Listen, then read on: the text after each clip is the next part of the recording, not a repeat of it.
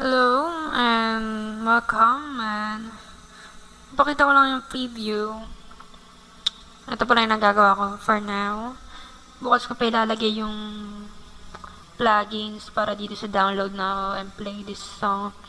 So, it's composed of custom lace box, custom scroll bar, custom button, custom everything, without third party. Hindi ako gumagamit ng third party apps.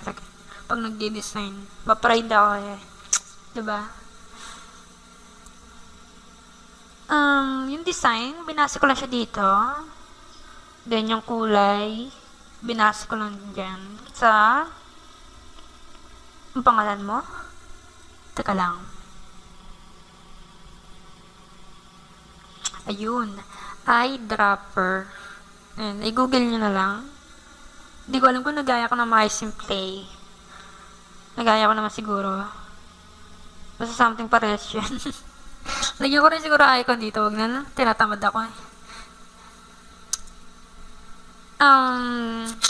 Siguro sun na rin yung playlist downloader. Ito ngayon, track downloader muna tayo. Nagpo-focus muna ako sa track. Diba? Titignan ko kung magiging maganda yung result. Siyempre, ayun nga, yung list box. Ano yung synchro? Teka lang.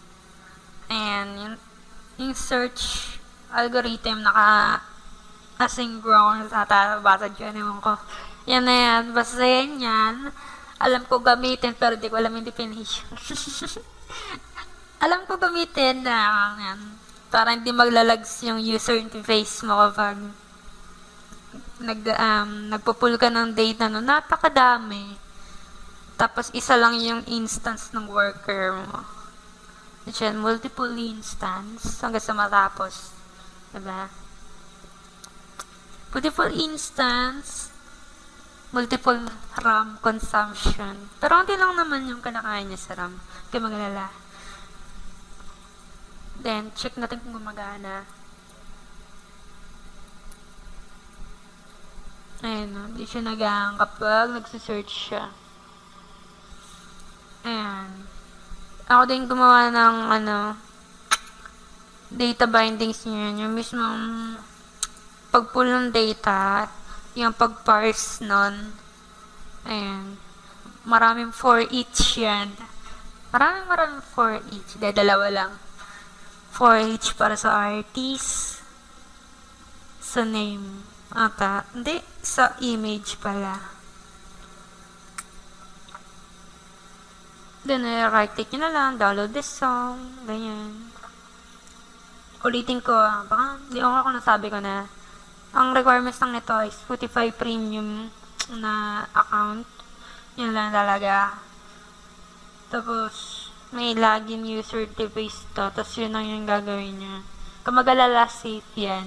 Hindi ko yung Spotify niya. 128 pesos lang naman yan eh. Kaya mag-alala. Mabait akong tao. Siyempre, pag login na kayo, pwede na kayo mag-download. Kasi may mga restricted API methods na magagamit mo lang kapag premium ka. Kaya yun ang gagamitin natin. Yun ang dahilan kaya natin kailangan nun. So, ayan guys. Bye-bye. I hope you like it. And sana supportahan yung project ko. 1 hour ko pa lang ito ginawa. Ito pala yung natatapos ko. Tagal ko, diba?